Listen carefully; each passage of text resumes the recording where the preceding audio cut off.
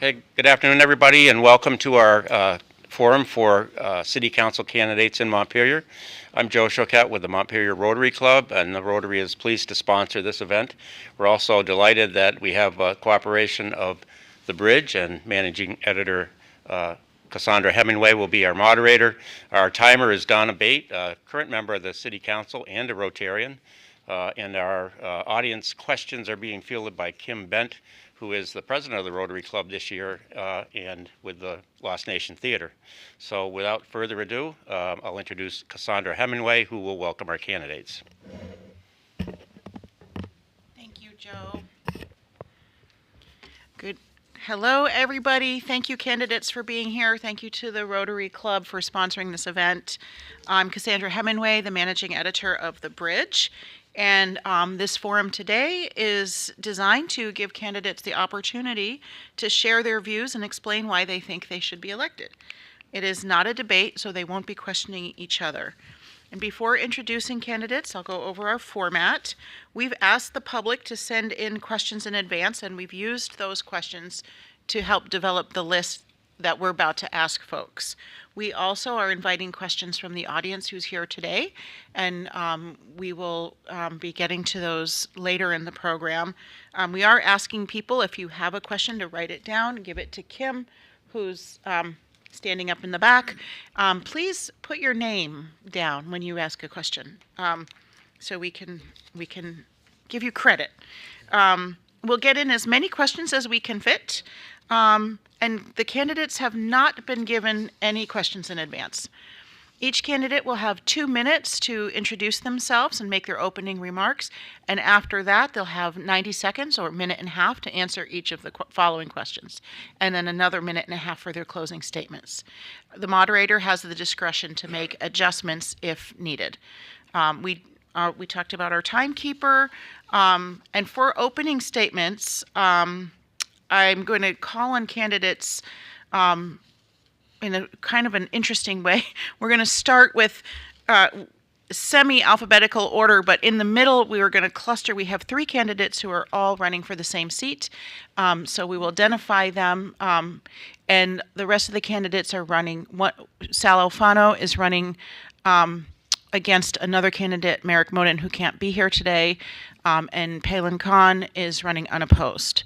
So I will identify those who are in a contested race with every question, so folks can compare their answers. Okay, so I'm going to introduce each of you, and then we'll start hearing your opening remarks. We have, going around the table, Zach Hughes running for District 3, Tom Abdelnour running for District 3, Sal Alfano running for District 2 seat, and Palin Khan running for a different District 2 seat. So although they are both running for District 2, they are not running against each other. And Tim Heaney also running opposite of Tom and Zach for the District 3 seat on City Council. So Zach, why don't you start us with your opening remarks? Thank you. I'm Zachary Hughes. I live in the Prospect Street neighborhood of District 3 in Montpelier. I've been a Montpelier resident since 1991. And I want to thank the invitation of the folks at the Bridge and Rotary for being here this afternoon, as I am a write-in candidate. And my position right now is that I want to see more investment and less talk in certain areas inside the city, particularly concerning infrastructure, housing, and so on. And I believe I can bring the energy into that.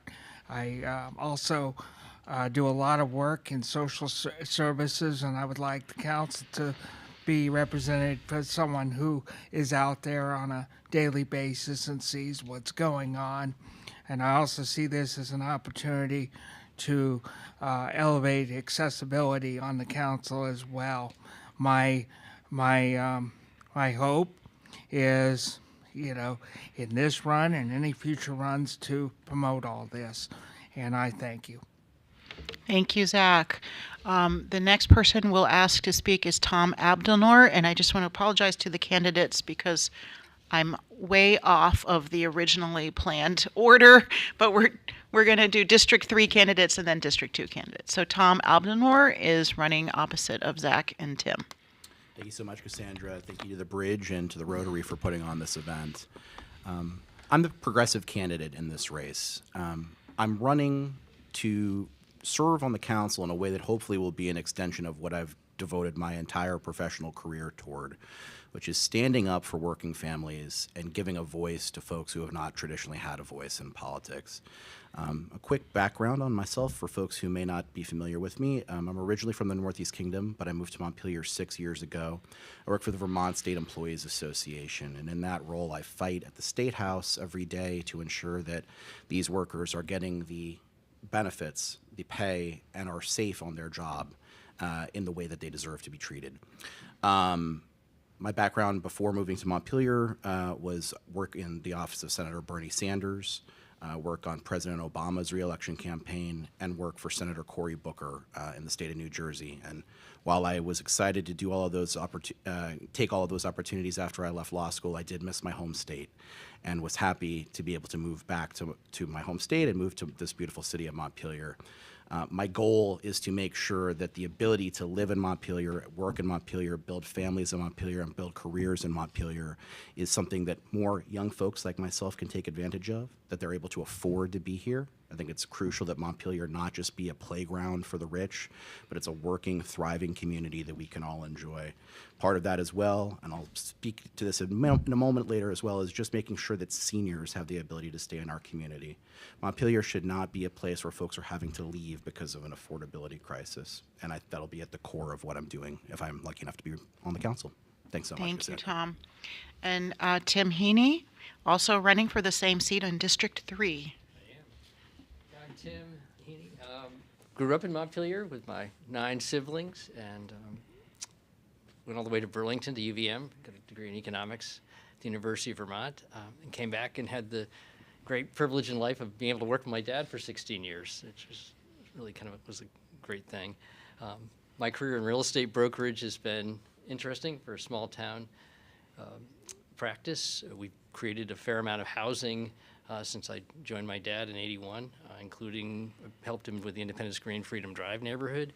And we did North Park Drive. That was a neighborhood over near Hubbard Park. As part of that project, my parents donated 51 acres to the park, which was a significant piece to help the park grow. I've also been involved in other housing projects, creating single homes, a project in Berlin at Mansfield Lane. So I have a lot of experience in housing, and I know housing right now is a key need in Montpelier. So I'm feeling like it's a great time that I can contribute to the City Council on housing issues. I also share the infrastructure concerns and questions. Infrastructure it's an old city, and we have a lot of old infrastructure, and the challenge is how to bring it back up and make it all work. So Montpelier City Council is it's a nonpartisan local board. I think focusing on local issues of assisting with management of city's operations. So I think the life of experience here, I can really help with that and look forward to doing it. Thanks. Thank you, Tim. Sal, now the 2 District 2 candidates, I'm going to reach out to you in alphabetical order. So Sal Alfano running for District 2. Thanks, Cassandra. I am a current resident of Montpelier. I've lived over on McKinley Street for 5 years, but I have about a little more than a 50-year connection. Came here in '69 to go to school, fell in love with Vermont and with the woman who eventually became my wife.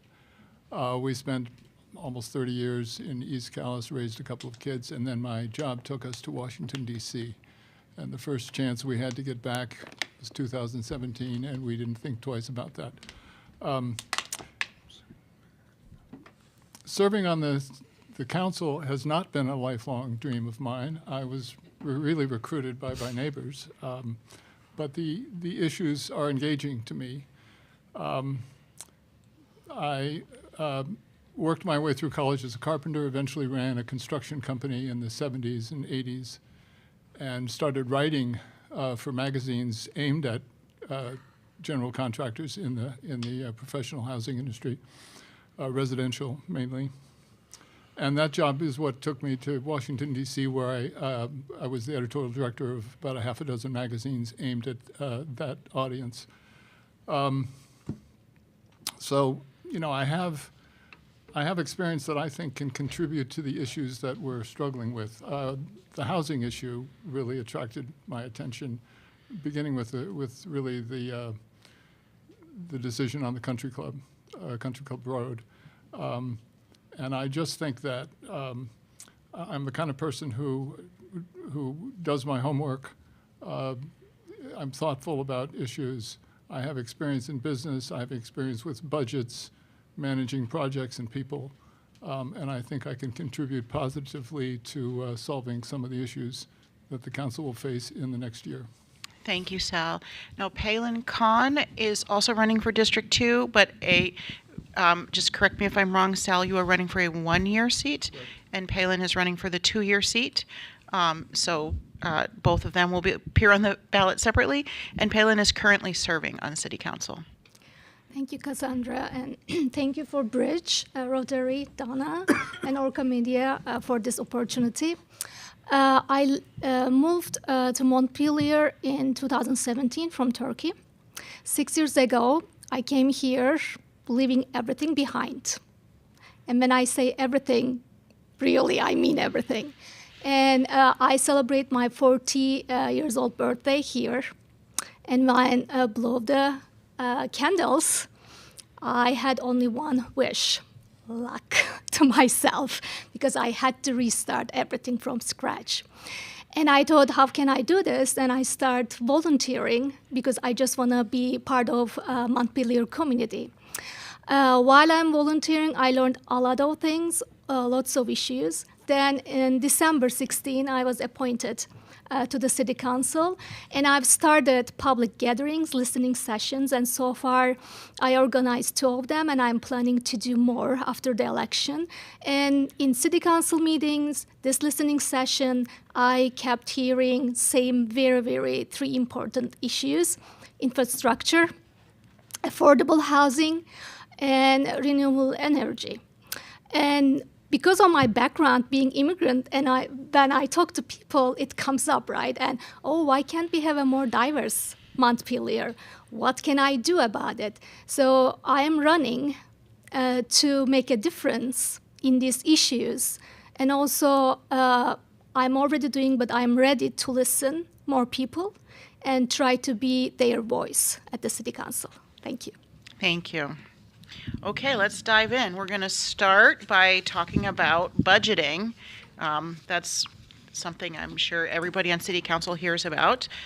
Citizens will be voting on March 7th, besides for the City Council seats, they'll be voting on a nearly $11.5 million city budget for fiscal year 24. And that budget raised property taxes 7.6%. Given the many priorities reflected in the city budget, please describe how you plan to control and prioritize spending. And we will start with Sal. The kind of budgets that I had to do were basically year-over-year budgets, so it was use it or lose it, which is not an approach that I particularly endorse. I prefer a sort of zero budgeting where you start from scratch and take a look at what you need and how much you can raise, and then make the choices that come from that. In our case, I too have heard, like others, from the residents of Montpelier as I've been campaigning, and prior to that actually, about the infrastructure and the housing issues especially. And I think we're going to face some very difficult choices. I know we face them every year, but I think we're kind of at a tipping point. And it seems to me that we need to make choices this year between things that we must have and things that it would be nice to have. And those are difficult decisions because we've been able to get a lot of stuff that is nice to have in recent years, But I think we're at a point where we really have to hunker down and make a tough choice. Thank you, Sal. Tom. Thanks, Cassandra. When I've been out knocking folks' doors, speaking with folks throughout the community, I have heard a resounding response in terms of what is it that folks really want the council to be focused on. And that, at this stage, and given the constraints that you described, really focuses on the bread and butter infrastructural issues, housing issues that our community faces, right? I think that we have to be able to prioritize, and I mean, I'll just say I live on School Street.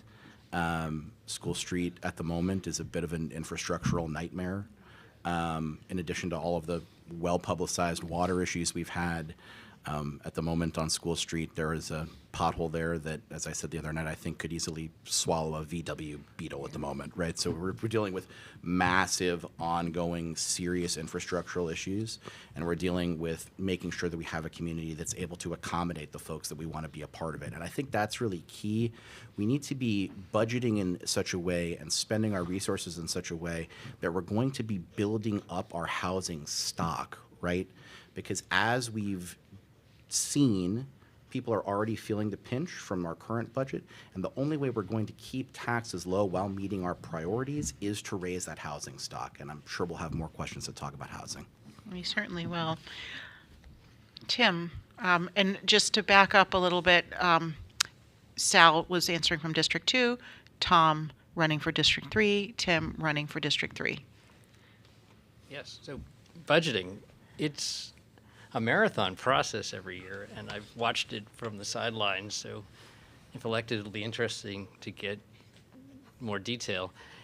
Montpelier is interesting because with the increases we've got that apparently are in line with inflation, I don't think people's incomes have necessarily increased at the same levels, and a lot of other pieces in their lives have gone up at greater levels than that, like heating costs for their homes or apartments. And so I think we are a tipping point with very high annual percentages of increase, even though it's in line with inflation. I think it's difficult for folks. I think another piece that's important in the budget process is that we use the term priorities in Montpelier rather loosely, and so sometimes I feel like everything's a priority, which means nothing's a priority. And we really need to find a way to focus on what's important to us and to focus our resources toward, infrastructure. I think we can create more housing and also improve infrastructure. They're not mutually exclusive.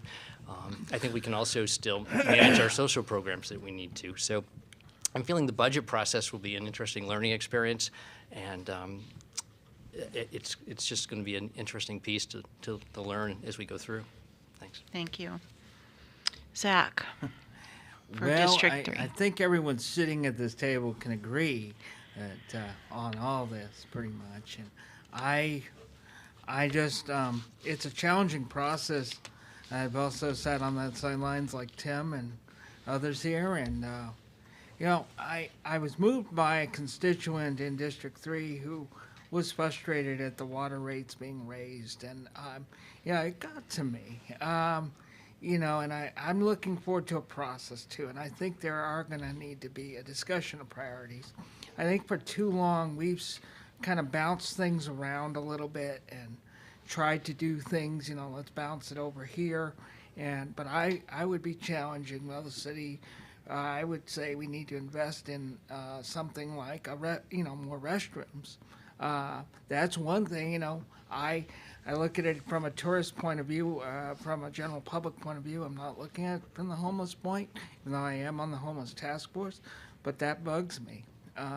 And I did see, a promising investment, which will come out of the restroom committee at some point. But my issue here is we just need to look at the things that the city really needs and do the investment. And we're going to have, you're right, we're going to have hard decisions. And it's, for me, when I hear a constituent say, I can't afford to live here anymore, it really gets to me. Because you should be able to live here, And so for me, I would want to look jointly with a list of priorities or whatever and really have a discussion and not say, well, someone else can do that. That's time, Zach. Thank you. Thank you very much. Okay, Palin. I agree most of the things other candidates mentioned, and I just want to point out that we have a specific amount of people who live here, which means that we have a specific amount of budget this year, and we will have the specific amount of budget for every year, which means that focusing on our needs as a community should be the first. Then we should move to our visionary ideas, which we have a lot, and we have to have them. And also, the thing is, we want to improve our community. So since we have a specific amount of budget, we should focus on the needs and also their hidden costs. Then we can start creating more things for our community. Thank you. Thank you. So another fairly big topic in our city is homelessness. At last count, there are approximately 450 individuals who are houseless in central Vermont, and several dozen of them regularly in our city. There are controversies in town around some of, where folks are panhandling, things like the restrooms that Zach brought up, elevated numbers of police calls, and of course, concern for people. What do you think the city's role is in addressing homelessness? And we will start with Tom, running for District 3. Thanks, Cassandra. My concern for folks in the unhoused community is huge, and I think that is a sentiment that's widely shared throughout this room and for folks watching today. I think the key to addressing this question is going to be how can we best leverage our resources as a city while also really making sure that folks at the state level are meeting their responsibilities to Montpelier, because this is not an issue that can simply be a city issue. I'll give you an example of what I'm talking about. As we've discussed so far, Representative Connor Casey and Representative Kate McCann have currently sponsored a bill that's before the legislature right now that would provide a public restroom in the Capitol complex. I sit regularly as a part of my role working for the Vermont State Employees Association as their legislative coordinator in the Corrections and Institutions Committee, which is the committee that has that bill within it. And I've spoken to community activists about their support of this bill. In order to get these things done, we're going to have to partner between the legislature and the city in order to really jointly advance these projects. I'm working very closely with Representative Casey on his advocacy for this bill, and I feel honored that both he and Representative Kate McCann have endorsed my candidacy. It's in part because of my ability, they believe, to get issues like this across the finish line. We all have the goodwill to do it. It's about using expertise and know-how to actually get it done, and it'll be a top priority of mine if I'm on the council. Thank you. Thank you, Tom. Let's see. Tim, also running for District 3. Yes. The unhoused issue is a big challenge, and part of the reason it's such a giant challenge is there's so many people that are impacted by it for so many different reasons. There's not one solution. And so anyway, I think as we step into it and try to get our arms around it and understand what we can do best, it feels like at least a few concrete steps. I think Montpelier is trying. And communities around us are. I think Good Samaritan Haven is an amazing resource, and they do so much work, as does Another Way. And there's just, we have good people here that are on it, and the churches are helping, but it feels like we need to do more. I think the public restrooms that Zach mentioned are a key element just to human dignity that we need in this town. It's something we can do, and it's a concrete step. We should just do it. We have some at the Transit Center already. Connor Casey and Kate are working on some. The key is getting them and then budgeting and finding a way to fund taking care of them, managing these spaces so that they can be safe and work and be clean. So I think that's where I would start. And then the shelter side of it, Montpelier does not have a shelter. other communities around us, like Good Samaritan Havens in Barrie, Twin City Motel. So I think we need to look at maybe an option for shelter in our community as well. Thanks. Thank you.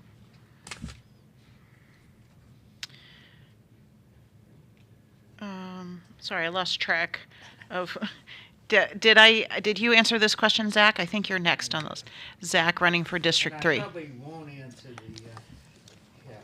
won't come up with a solution right away, but I just want to invite the candidates to come to the homelessness task force at any given time. They meet on a regular basis. We have a meeting this Wednesday. So I just want to lay that out. My first thing would be, I'm just going to throw it out there because I'm a go-getter and I want to do this. So the bathroom, we need to invest. We're talking about $250,000 possible investment for the city. It would be a Portland loo in the city. And while I appreciate Connor Casey's bill, it also contains a study provision. We got to do it, folks. I don't have time for a study. I'm just going to lay it out there. And we need to work together on homelessness as well. I don't think it's just a Montpelier issue. And later in a couple months, I will be bringing together providers to figure out what we're going to do next winter, because we're in the winter still, but we still got to work on this. And we're doing great work. So thank you. Thank you, Zach. Palin, running for District 2. Thank you. Like Zach suggested, I attended homeless task force, one of the public forums, and there are so many things we are not aware of this issue. One thing, what I learned from that session, I could say that homelessness is not an issue that people don't have buildings to live. There are so many other issues created this problem, like mental health issues, social issues, psychological issues, employment, so many things.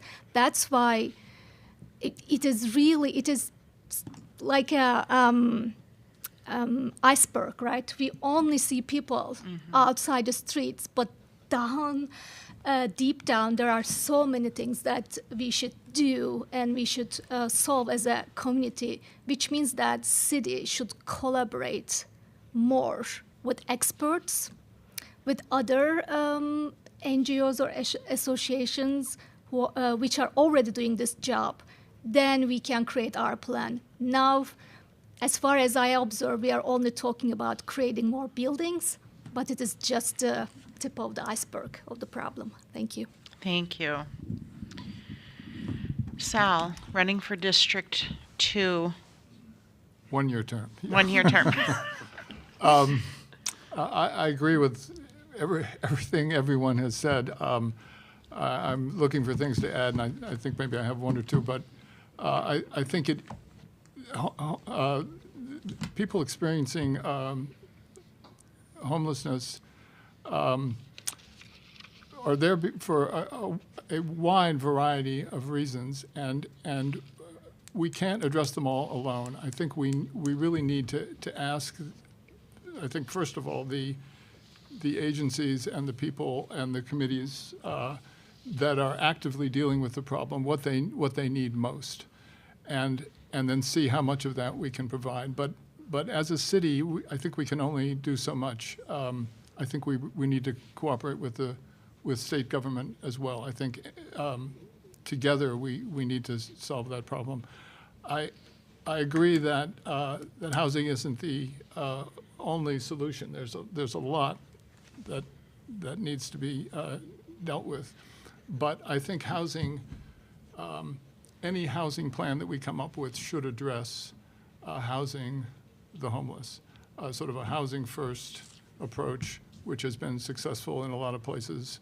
Has to be done correctly, but it sets the groundwork and the foundation for all of the other services that you provide.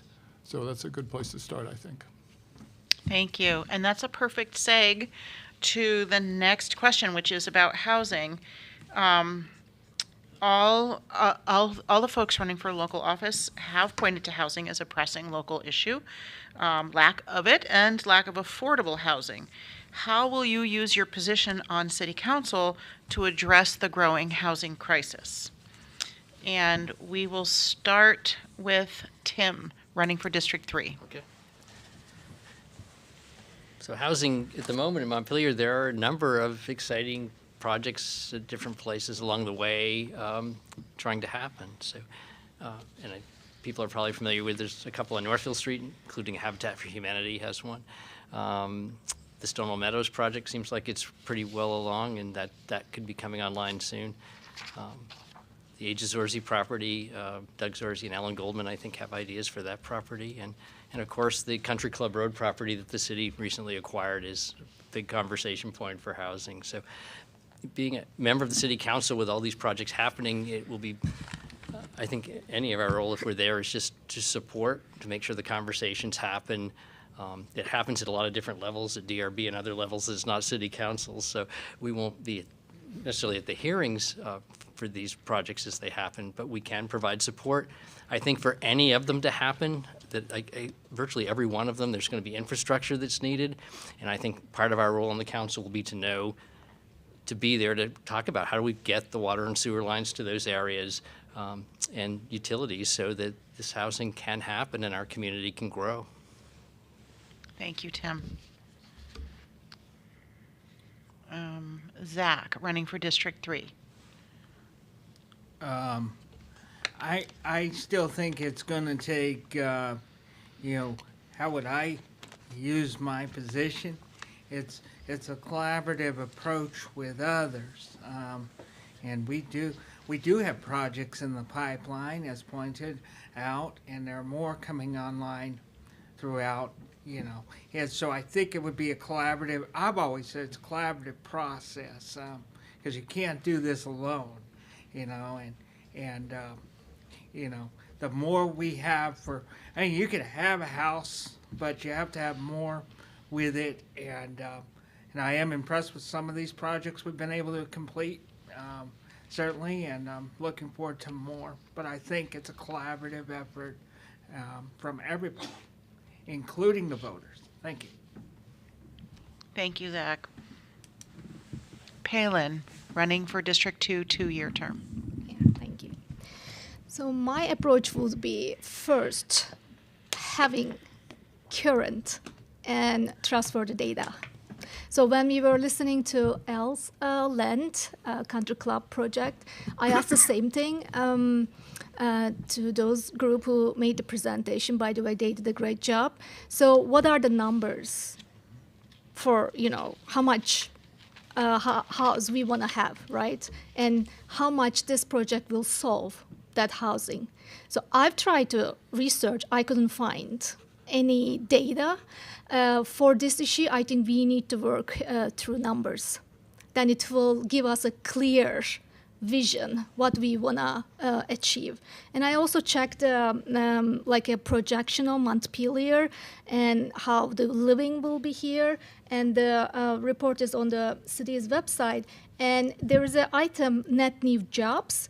And apparently this projection says that 2025, Montpelier will have 11,204 net new jobs, which means I think that much people coming. Can you repeat that number? 11,204. It says net new jobs. So that's why we have to combine these different numbers, and we have to first know how many houses we need and how many people are looking for those housing opportunities. Thank you. Thank you. Sal, running for District 2, 1-year seat. Yes, I agree that it would be essential to know where the numbers are on housing and what the projections are for population and how that relates to revenue and so on. But it's pretty clear that we have a supply-demand problem. I think that's what drives the key issue, which for me is the affordability element. I think people throw around the term affordability in a sort of simplistic way. For me, it means not only first owner or first renter affordability, but perpetual affordability. And that is a trickier thing to pull off than simply building something that a first buyer or a first renter can afford. I also think that the operational cost is something that needs to be factored in. I read something on Front Porch today about somebody who put in a heat pump and was disappointed that their electric bill was like 3 or 4 times what it should have been, and that I'm almost convinced, without knowing the person, that it's because their house isn't very well insulated. I mean, you can't do one without the other. And so if we're going to build an affordable housing unit wherever we build it in the city, we need to keep in mind that the people who own it and live there or rent it and live there are going to have to pay monthly operational costs. So we need to build it to a very high standard, which of course is more expensive and makes it even more challenging. Thank you. Tom Abdelnour, running for District 3. Thanks, Cassandra.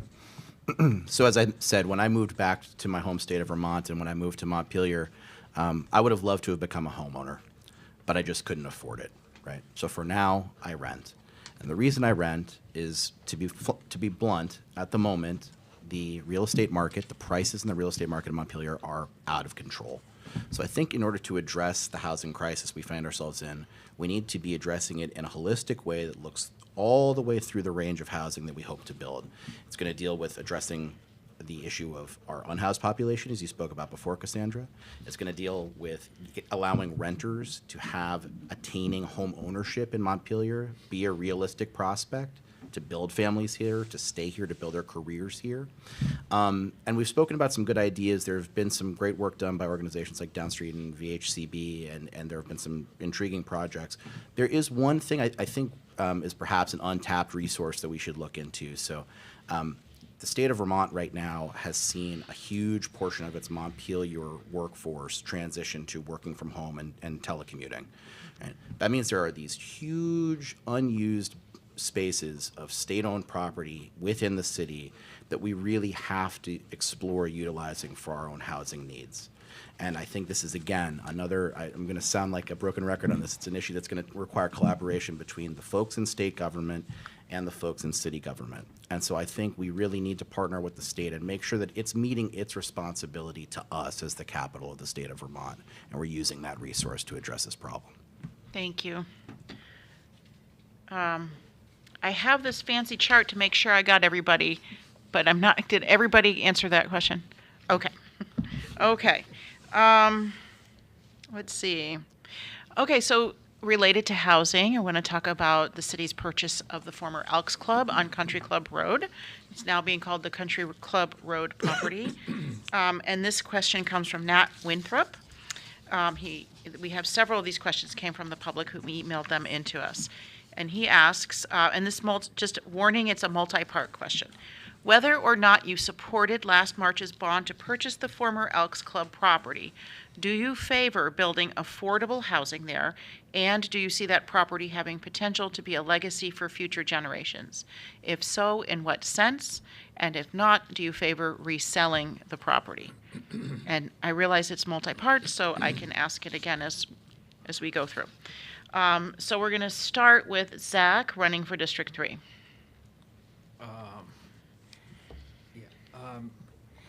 If you could, I don't know if you could ask it. I'll ask it again. Thank you It's a very complicated question.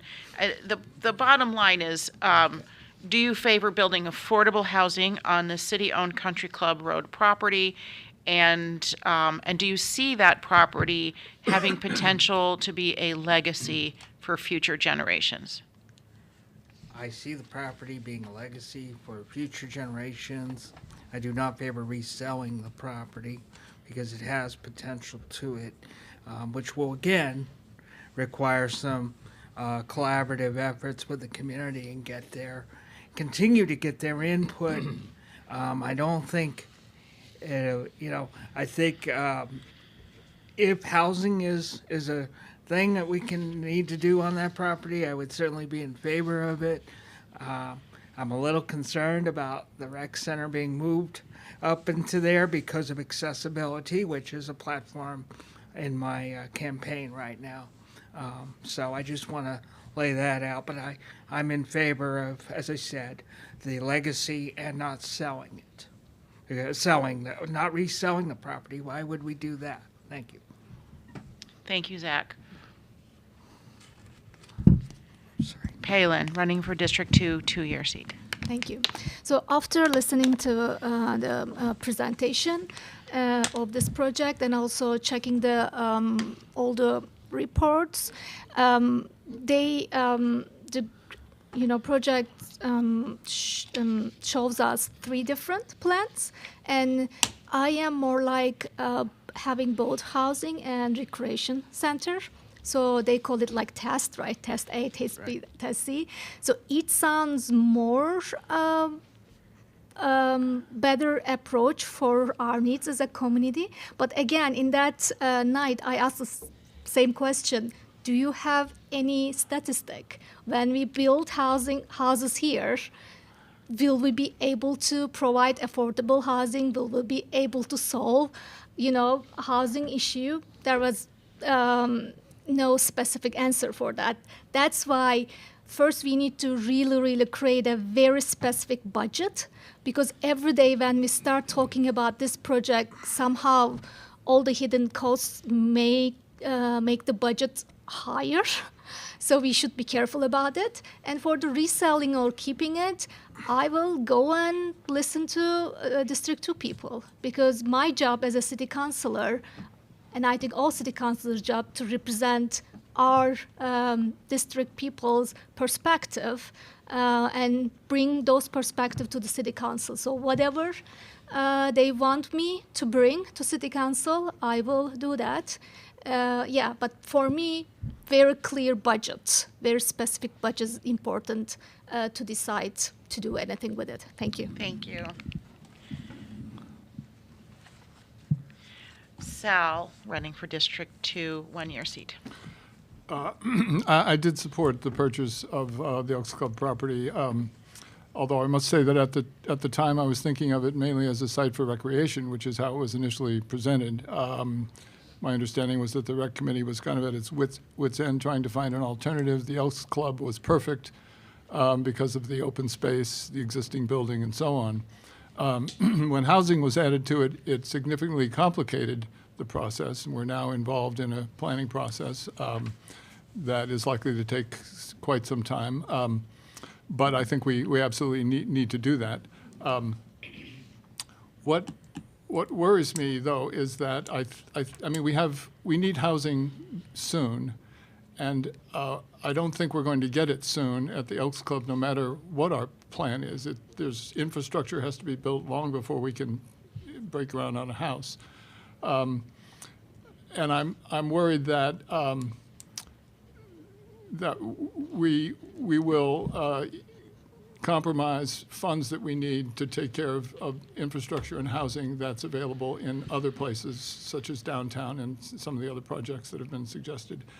So that's a big concern of mine, and I worry that people think that we have a sort of miracle solution for housing on that property. It can be a legacy, but it's going to take a long time for that to happen. Thank you.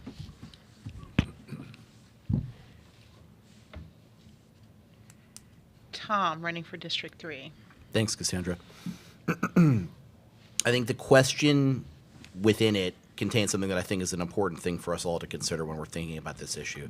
It said, regardless of your position, right? I think there are a huge diversity of views that have been on this issue from people throughout the community, and people felt very strongly about it at the time. I think also, though, that we are where we are now. We do own the land, and I think it's now time to make the best of it.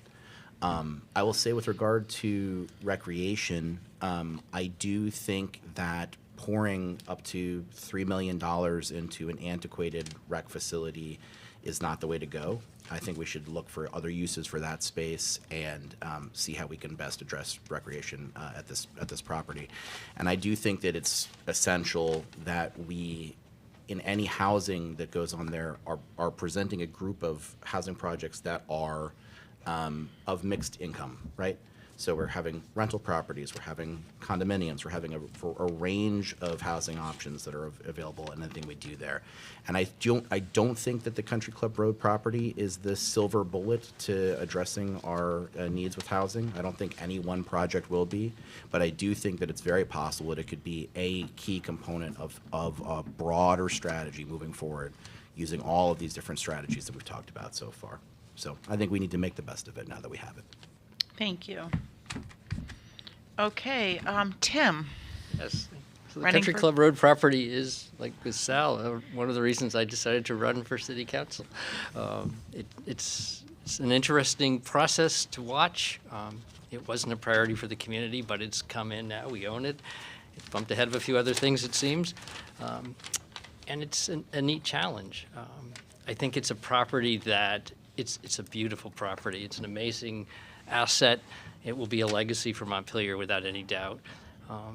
The opportunity to create housing there, I think, is one we can't miss. It's a big piece of land. There's plenty of room for recreation and for housing there.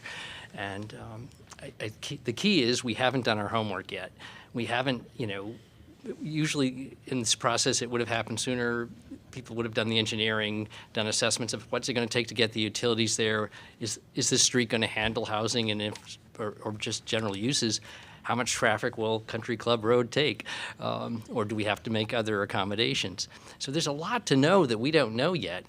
And watching the public process happening, it seems a little bit early without having that data to give kind of guardrails for what needs to happen.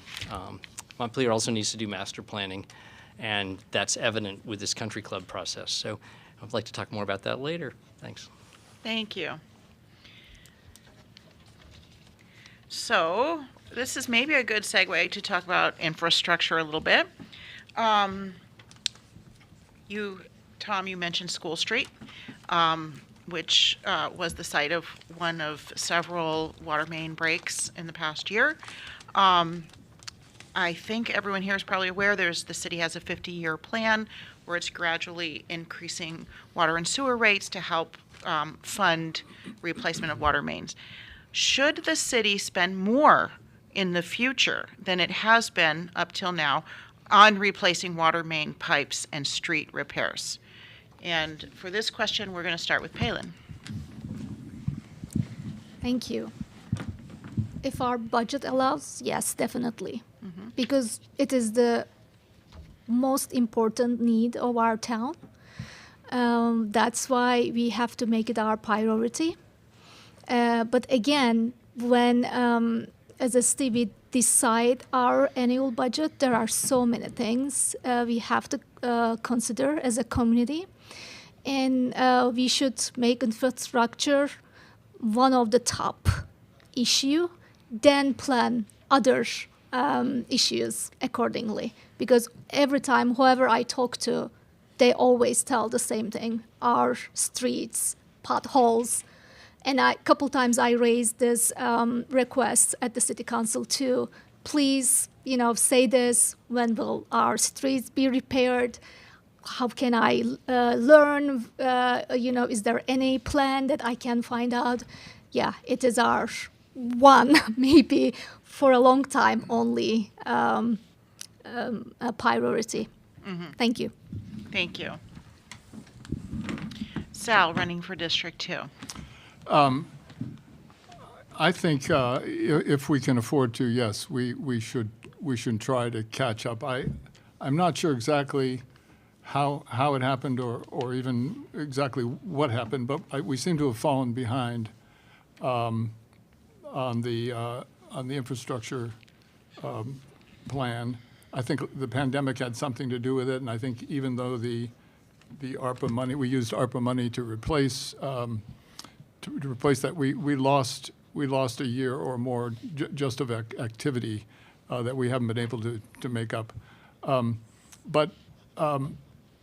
It's a problem that I've heard from almost everybody I've talked to. I live on McKinley, so I make that crazy crackback turn up from Barry Street up onto Sibley a couple of times a day, and there's a pothole there the size of a beach ball right where my right front tire hits. That's the kind of thing that when somebody encounters that every day, they don't care. They just want the road fixed. So we've reached a point where, I mean, we're not yet at torches and pitchforks, but people are upset about the infrastructure. And I think we need to do reshuffle things if we have to find a way to fix the worst of it, and then let people know what the long-term plan is, so they can be patient about it.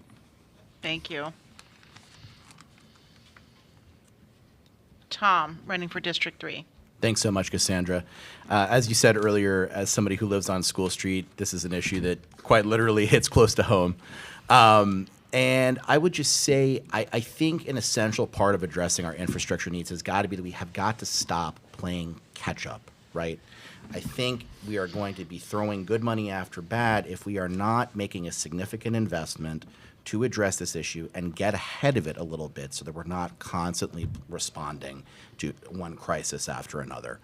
I think a component of that too is going to be that although we have unlimited goodwill to address these issues and we have a certain budget amount that's there to address these issues, part of it is making sure that we have the staff to address these issues. Folks will know that the contract has recently been reopened there, but I think we've got to make sure that the city of Montpelier, when it comes to recruiting folks, skilled folks who are going to be able to do this work, has to be an employer of choice, right? Because we're not going to be able to recruit the folks we need to address our infrastructure issues, to address public safety, unless we're a competitive employer. I'll say very quickly too, because I see I'm running out of time, my role model in terms of addressing municipal government issues when it comes to infrastructure is my old boss, Cory Booker. He became famous for when folks said to him, "Mayor, there's a pothole on my street. It's been here for 3 weeks." He would call a truck, and he and the truck would go down, and they'd fill the pothole. That's the level of responsiveness that I aspire to, because we have these conversations again and again about infrastructure, but we don't always see the follow-through. That's going to be my approach. Thank you. Tim, running for District 3. It's going to be Zachariah, right? All right. So infrastructure, it's the topic everywhere we go in Montpelier. And it was actually really great at the mayoral forum a few minutes ago, hearing Jack McCullough talk about the water treatment plant bond coming up soon, and the funds that are currently being used to pay that bond will be available for more infrastructure projects coming up shortly. That was really great news to me, and it was nice to learn that. But I think we do need to do more infrastructure investment. We do have an amazing public works team, and I think we certainly don't have to have the staff on board to do all these projects. We can hire contractors, and our public works people can oversee that. Much like the School Street project when they did the water line this winter, they brought in a private contractor. But I think there's just so much to do. We need a plan, and we need to work smart with this. I know an example, a friend of mine said he was actually talking to the guys in the hole this winter with the water line, replacing this little piece of pipe. And one of the people working on it said, yeah, for what it's costing to replace this little couple-foot piece of pipe, we could probably have replaced it from here all the way to the corner. But when we're doing these emergency repairs all the time, we're paying premium prices, and it's not the best value. So having a good plan and getting ahead of it's important. Thank you. Zach. All right. So what do people value? Let's get down to it. We're going to have to invest in this, because if we don't invest in it for each one of these pressure issues or broken pipes, we're going to be paying for it in the end. We need to invest, and I will say this, and I will also ask if Cory Booker can come and put a little patch on School Avenue, a big patch. But it's exactly that. It's a patch. It's not a, potholes are potholes. This is really about investment in this city, and I think we can all agree with it, and I'm ready to go with it. Thank you. Thank you, Zach. I'm going to go back to a budget question, because when we talk about infrastructure, we're talking about how it's going to be funded, and ultimately a lot of that funding comes from the citizens. So the city polled citizens in an online survey this year prior to its budgeting process, and found that more than half of the respondents do not support raising taxes. And there was another 25% from a different question that also want to see some city departments being cut. Comments from the survey, and I went through every single one of them and read them all. And there was, I can't remember, I won't say the number now, but comments from the survey spoke about how people are hurting financially and saying they cannot take more increases in property taxes. There was a person recently who posted on Front Porch Forum that she described herself as, quote, 77 years old, retired, lived here for 45 years, never was rich, not rich now. The yearly increases in Montpelier are getting really difficult. I'm sure you've all heard that. Given all of that information, will you work toward developing city budgets that contain or reduce property taxes, given that there's also a pressing infrastructure needs? So I realize that's a little bit of a repeat of our first question, but I really want to get to this question of affordability for taxpayers in town. And we're going to start with Palin again for this one. So if we talk about affordability, we cannot keep increasing the property tax because I'm a salary person, right? My salary, my annual income doesn't go up that much. So I understand. And when I talk to people, I hear this all the time. We need to find other funds. My suggestion would be focus on developing economic opportunities. Because again, the same report, it's talk about economics and livelihood of Montpelier. It says Montpelier is a great place for green jobs and creative economy. So we have lots of different committees, city committees. As far as I know, there is none about economic development. We have Montpelier Alive, but not a city committee. So we don't work with experts, right? Maybe one way not to increase property tax, but find other ways to support that revenue might be economic development of our downtown and city. Thank you. Thank you.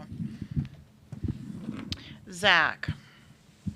I would not want to raise taxes any more than, I think that's a stretch. I think we have to do a couple of things that we're not going to like doing. Well, one thing we'll like to do, I think, and that's out-of-the-box thinking. We're going to have to look for other things, other ways of funding, and we need to also make some difficult choices. We can't have it all. I'm sorry to say that.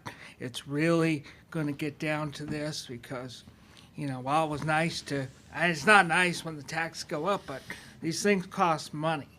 So you're going to see me say no more raise of property taxes if we can help it. Thank you. Thank you, Zach. Tim? Yeah, the property tax or the general income and expense question for the whole city is, it's always a balancing act, and finding that balance is the toughest job for the city council. It seems like Montpelier voters have been very generous for a long time and tend to vote yes and trust their council and what's put before them. So I think it's incumbent on the council to really do the job and realize that things change. And this is an old organization, and it's one of those things where it's okay to occasionally review it and say, are we doing things the best way we can? Is this structured the best way it can to provide the services we need to our taxpayers at a price they can afford? And if we need to make adjustments in terms of staffing and reallotments or moving things around, we need that flexibility as a council and with the management team. So I do think it's a key thing that we've got to get under control here. And it's a big challenge, but we can do it. Thank you. Tom? Thanks, Cassandra. I just want to start by saying that for folks like the person who submitted this question, seniors who are wondering, are they going to be able to stay in their homes? Young folks who are going to say, is this a place I can make a home for myself, or am I going to have to leave this community? Those voices Those concerns are the primary reason I am running to be on the city council. We cannot fail these city residents. It's got to be at the core of everything we're thinking about. When it comes to addressing the affordability crisis that we find ourselves in, I will be privileging those folks' voices every day. That's my sort of guiding star. I will say that in order to get our hands around keeping property taxes lower, in order to get a hold on this affordability crisis, as I said before, we absolutely have to grow our housing stock, right? So the impact is not falling so intensely on each individual resident right now. We've got to share this more broadly, and we've got to grow our housing stock to do that. All of these questions are interrelated. It's what we were just talking about before, and it's a key factor in this question as well. I'll just say as well, this is another area where Montpelier cannot be going it alone. We cannot just have all of this burden falling on the city. The state needs to take an active hand. They need to get involved, and they need to help us address this crisis. And I'll tell you, that's going to be my mindset I'm taking when I'm trying to figure out how to make sure we're keeping Montpelier affordable for everyone. Thank you. Sal? I have no quarrel with anything anybody has said here. I would add that I think the economic development side of things is important, and I think one key to that is something we haven't talked about, but childcare is important to that. I happen to be involved in an application process with National Life for a grant, and one of the things they were very interested in was childcare, because they normally have 800 employees and they only have 700, and they cannot attract the other 100 because there's no place to live and there's no childcare.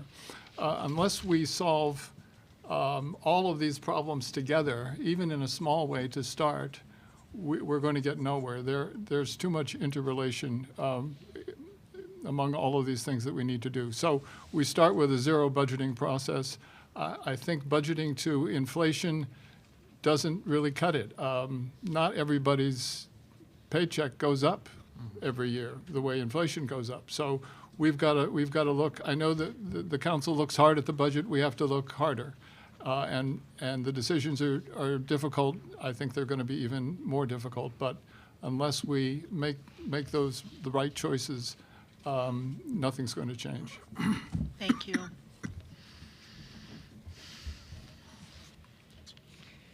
I think we're within a half an hour of finishing the forum. Did we have any new questions from the audience?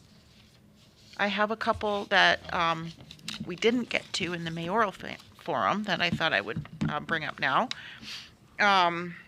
So this is a question that is about housing. So it's related to what we were just talking about.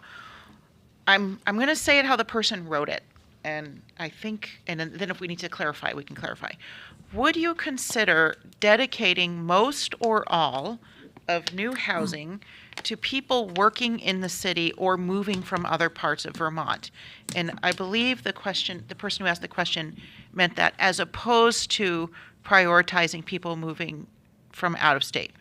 So would you consider dedicating most or all of new housing to people who are already working in the city or moving from within Vermont? I think, and I don't know if I'm getting, the question asker is in the room. Am I getting at your meaning? Okay. So, and we'll start with Zach with this question. Well, I certainly would be open to looking at that, but given that I don't have much information to go on here right now, I don't have a real clear answer to it, but you can bet that I would collaborate with others, because this isn't about me.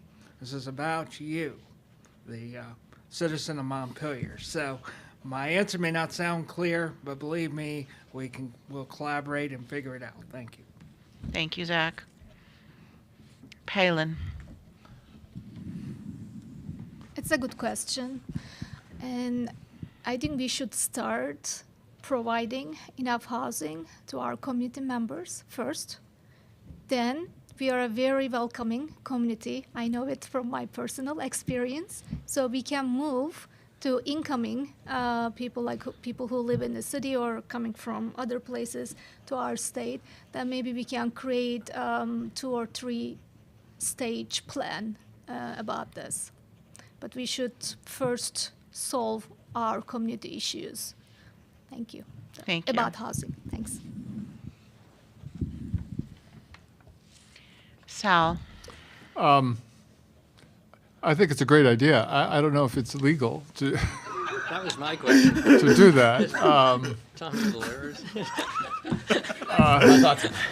So that would be the first step, is find out if it's legal. But if it isn't, I'm sure there are other ways to get at the issue. You can do it in reverse, I suppose. You can look at second homes and Airbnb type stuff. You can regulate that in a way that might make it more attractive, or let's say less attractive, for people who aren't living or working in the city. But I think it certainly raises the issue of workforce housing. I think people who work in the city ought to be able to live in the city. There are lots of cities across the country. We're not the only city that has this problem. A lot of cities are wrestling with the fact that they're service pros and can't afford to live in town. That should be corrected in any way that we can do it. thank you. Tom? Thanks, Cassandra.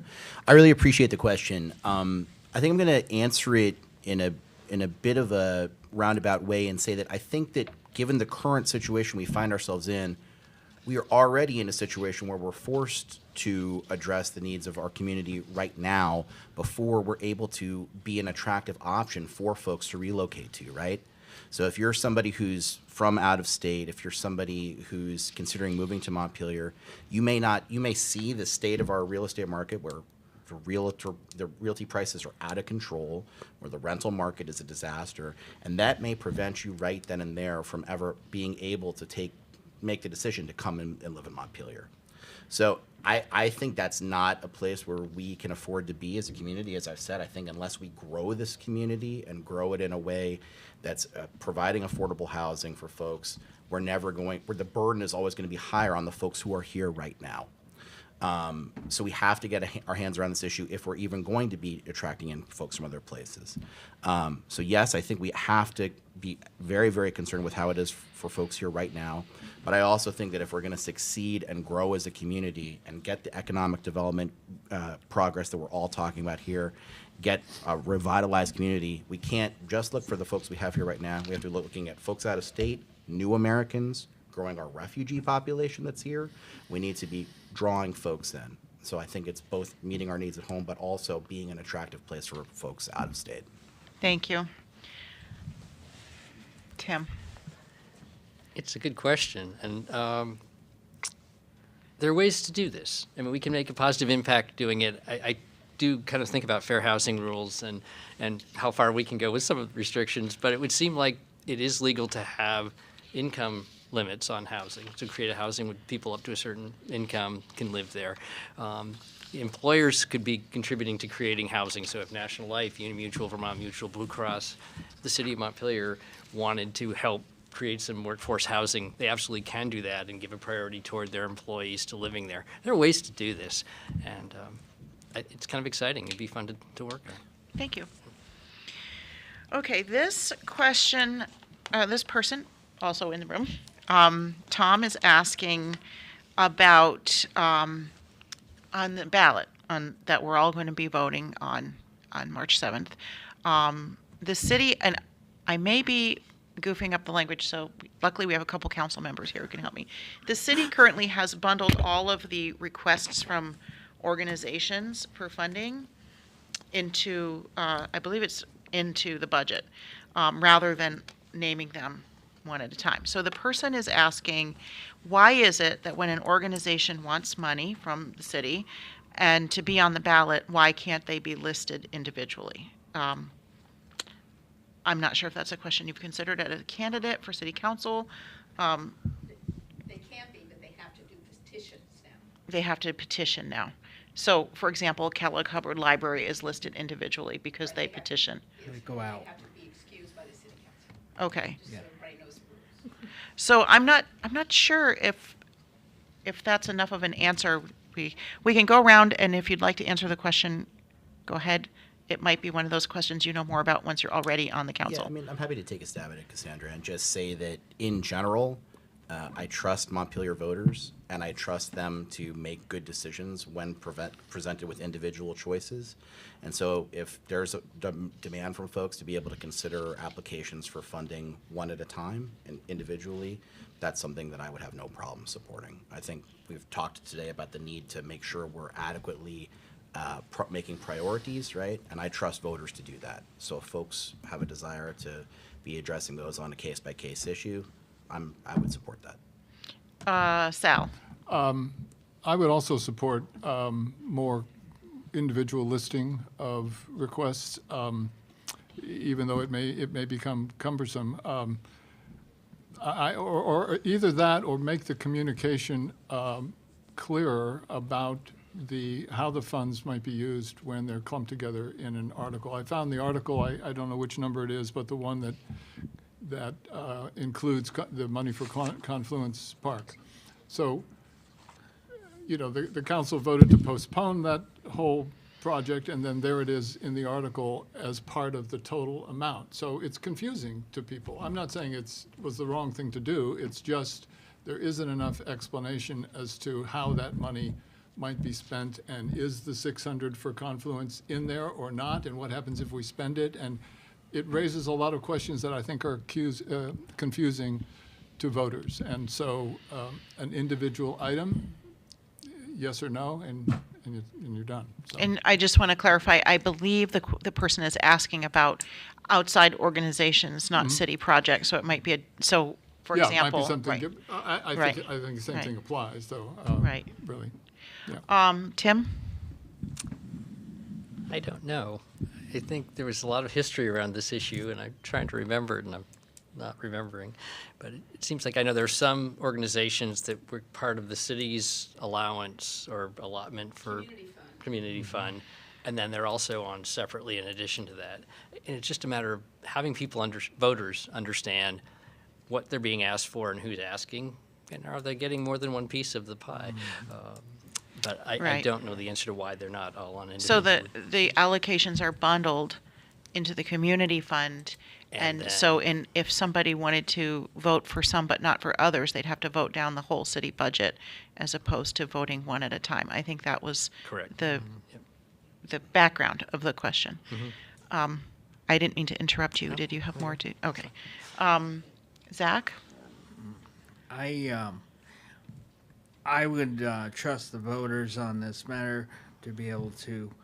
I'm not into the bundle because it's, it was better to have choice in the, and it could be cumbersome, I hear it, but, it's also, I would want to look at how we communicate that we may be giving two pieces of the pie. I agree with Tim.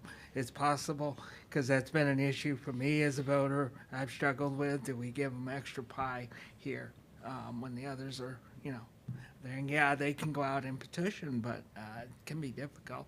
As I said, I think choice is really important. It also kind of gives the community a look at what organizations are there providing or asking for the money.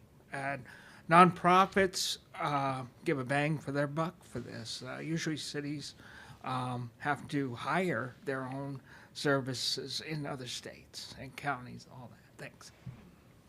Thank you, Zach. Palin?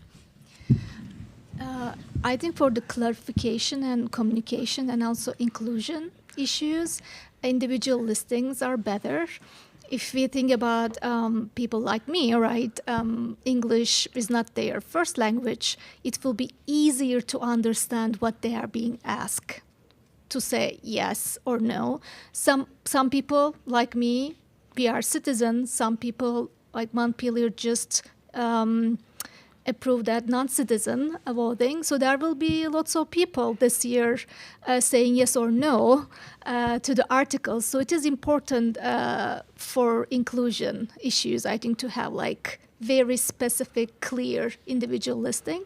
And the other, I think, thank you, Dana, for telling the rules. Since we have specific rules and procedure, and I think if city council and management agree to do, and there's a demand, then anything is possible because it is in our charter rules, right? Thank you. Thank you. So we're getting to our last question, and then we'll end with your closing statements. And I'm going to read from a question that actually was sent in by a Montpelier resident named Christian. And it was a rather lengthy question, so I'm going to consolidate it. This is another housing question. And so Christian is asking, would you, as a city councilor, support regulating Airbnb and other vacation rentals by implementing an ordinance for permitting and licensing the types of properties eligible to be used as Airbnbs or vacation rentals? As well, I'm just reading from his question, so we might have to rephrase it again. As well as what property owners can and cannot do in order to be legally compliant host. So maybe we can consolidate that and say, would you be willing to regulate Airbnb and vacation rentals by creating an ordinance around that? And we'll start with Tim. Thank you. So, Airbnb, it's amazing how big this is.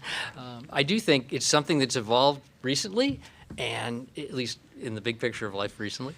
And I would favor updating our zoning ordinances to take this into account. It seems like it should be within our zoning code. I don't know that a separate freestanding ordinance is the way I would go with it, but obviously would rely on city staff and professional advice on codes, but it really feels like it should be part of our zoning.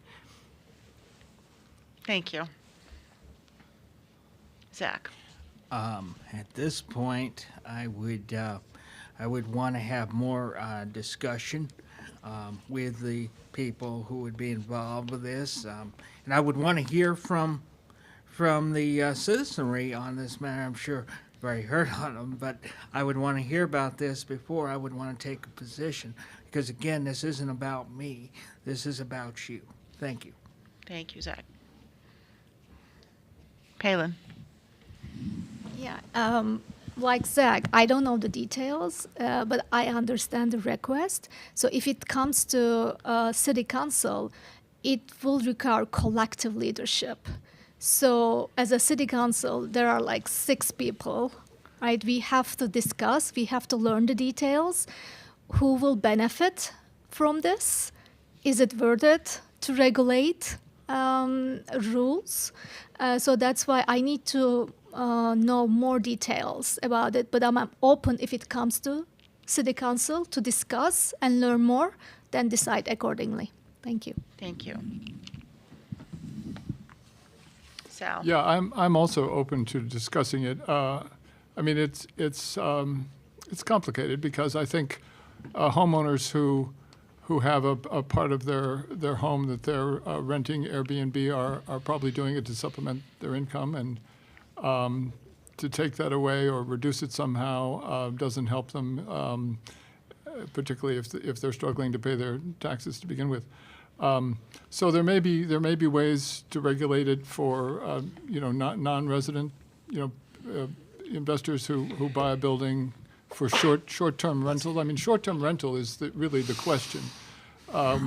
If you have space that can be rented and you're renting it by the week instead of by the year or a longer-term lease, that affects our housing situation. On the other hand, you don't want to penalize homeowners who can use the extra cash. So it's an issue worth discussing. I would need a lot more information before I came down one side or the other, but probably worth discussing if it comes to us. Yeah.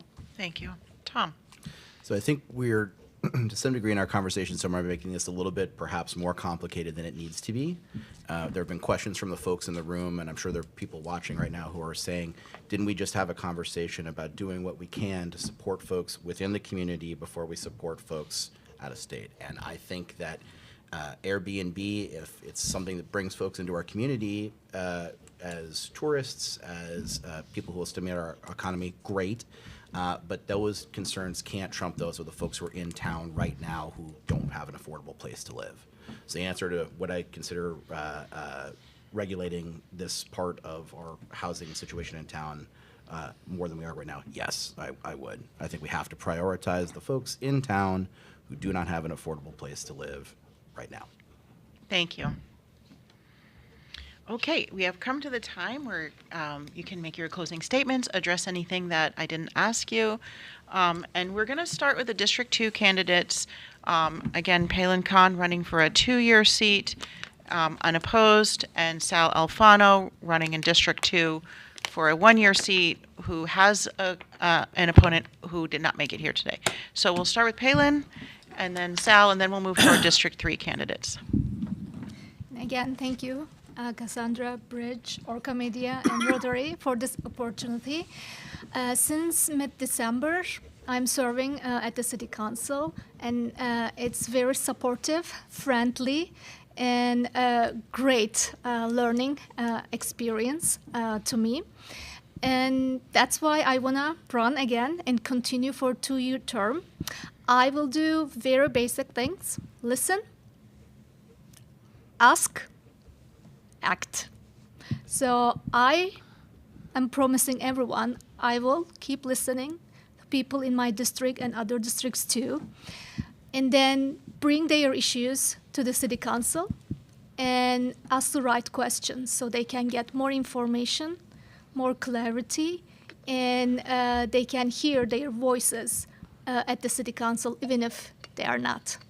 So I want to make difference to represent 3% of diverse group in Montpelier, which was 6% in 2010 census. So let's make Montpelier more inclusive. Non-citizen voting is a great start, but how about representation? So if you vote for me, I will represent and work with other city councilors in a collective way to solve our issues in the community. Thank you. Thank you. And Sal running for District 2, 1-year seat. Yogi Berra once said that the future ain't what it used to be. And I think that's where we find ourselves today. We have serious problems in Montpelier. Then we're not alone. They're really national problems. I mean, just about every city in the country has the kind of issues that we're dealing with. But Montpelier is a special place, and I think we need to solve our problems in our own particular way. To do that, we need to listen, as those of us who may be on the council, to what our constituents are telling us. I'm at the moment hearing a lot about infrastructure, about housing, and frankly about childcare. So those are things that we need to solve in the long term, but in the short term as well. And what worries me about all of this is that so many of these problems have such a long trajectory that I worry that people will lose patience with the solutions, which necessarily need to be both short-term and long-term. And so one solution for that is just better communication between city government and city residents. And there are a number of ways we can do that. I love the idea of the listening groups that Bellin is doing. I think more individual communication between council members and their constituents would go a long way toward helping that. Thank you. So next we'll hear from the 3 folks who are running against each other for the District 3 seat. And I'm going to do this in reverse alphabetical order because we started sort of in alphabetical order. So Zach. All right. This isn't about me when I decided to do this. This is a decision-making process that goes into running. This is about you and what you value, Montpelier. And regardless of who gets elected on on town meeting day, I will be continuing to work with everybody, and I think that's really important to understand as we sit here tonight, this evening, and I'm just thinking about things that maybe Tim is thinking about, and how can we do this stuff, but I will represent you, and I know you've probably heard this so many times, and I will honestly do that. I will put my issues aside, but I've lived here for 32 years, and I've seen those years where we felt comfortable and everybody was happening, and now we're getting kind of uncomfortable. This is going to be a challenging council going forward. This isn't going to be the same thing. You're going to find we're going to have to make some tough decisions, and we need to hear from you more. That's why if I'm elected, and even now I'm willing to host listening sessions with anybody, so this is really important. We're going to work together, and I thank you, and I thank you for inviting me here as a write-in, and write-ins are cool too. Thank you very much. Thank you, Zach, and thanks for reminding us that you are a write-in candidate. People will not see your name on the ballot. Tim. Cassandra, thank you very much for hosting this forum. It's been really great to meet all of you and interact. And thanks to the Rotary Club also, and Orca for doing 2 of these now. It's one of the few ways voters get to have a sense of who we are and make their decisions, so it's great. I know I have a lot to learn, and stepping into this, if I am elected, it would be, I know I'm going to listen a lot and try to take it in and participate, but not going into this thinking I know all the answers by any stretch of the imagination. There are some challenges before our community, but we have a great community and a lot of really amazing people.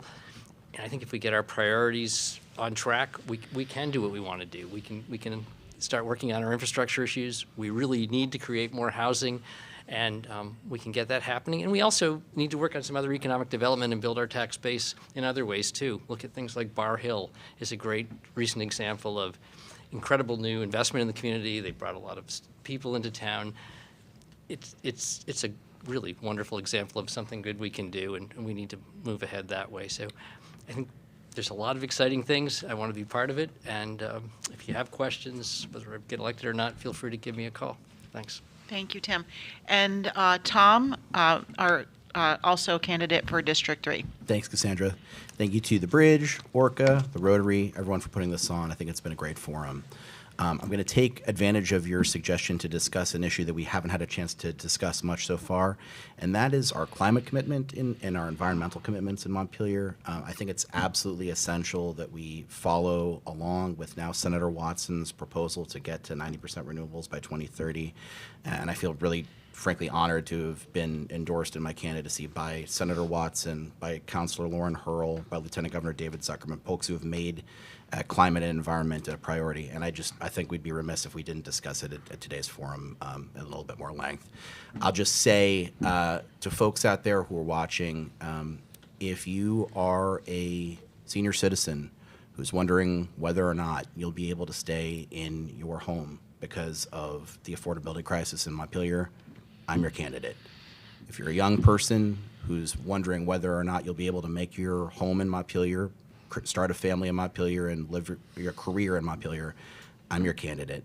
And if you're someone out there who is looking for someone who will take a step toward a progressive, sustainable future for Montpelier, I'm your candidate. Thanks. Thank you. And thanks to all of you for coming here today. And we'll all see you on the ballot and around town. Thank you. Yes. Thank you. And thanks to our audience who are in the room here today, and to the Montpelier Rotary Club and Orca Media. I just want to close by, we're still on the air, folks. We're not quite done.